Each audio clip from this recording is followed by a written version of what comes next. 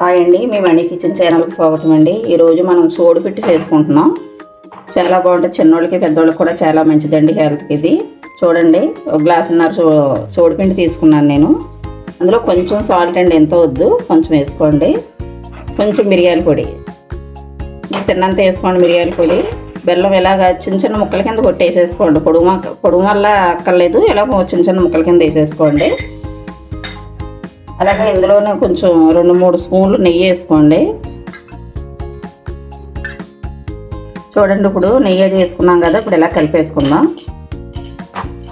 ఇలాగ నీళ్లు పచ్చడిని పోసి కొంచెం గట్టిగా కలుపుకోవాలండి. చూడండి, ఇలా కలిపేసుకున్నాం. మరీ పలసగా వద్దు, ఇలా కలుపుకోండి. మళ్ళీ చూపిస్తాను మీకు.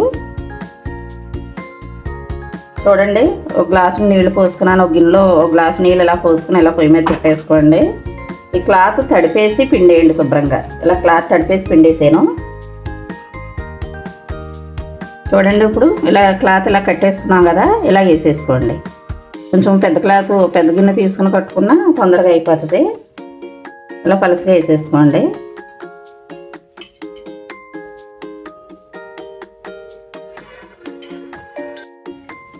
చూడండి, ఇప్పుడు ఇలాగా క్లాత్ నుండి ఇలా పెట్టేసుకున్నాం కదండి మనం కలిపిన పిండి. ఇప్పుడు ఇలాగ ఆవిరి తగలకుండా బయటకు పోకుండా ఇలా మూత పెట్టేసుకుందాం గట్టిగా. ఇప్పుడు పొయ్యి వెలిగించేసుకుందామండి. ఒక 10 నిమిషాలు ఉడికించుకుందాం, సరిపోద్ది. మళ్ళీ చూపించాను. చూద్దామండి, ఉడికిపోయిందేమో. 10 నిమిషాల పైన అయ్యింది. చాలా సింపుల్గా అయిపోద్దండి, ఉడికిపోయింది. ఈ కలర్ వస్తే ఉడికిపోయినట్టండి. తీసేసుకుందాం. ఇప్పుడు పొయ్యి ఆఫ్ చేసుకుందాం. ఇలాగ పళ్ళెంలోకి తీసేసుకోండి. ఇలాగా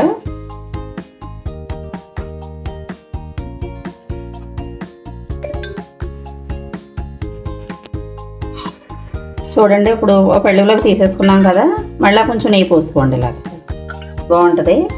ఇలా కొంచెం నెయ్యి పోసుకుని చల్లారాక ఇలా పొడుం కింద చేసేయండి. బాగా చల్లారిపోయాక ఇప్పుడు కాలుతుంది కదా, ఇలా పొడుం చేసేసుకుని తింటే, పిల్లలకు పెట్టి మనం తింటే బాగుంటుందండి. ఈ వంట మీకు నచ్చితే లైక్ చేయండి, షేర్ చేయండి, సపోర్ట్ చేయండి, కామెంట్లో చెప్పండి.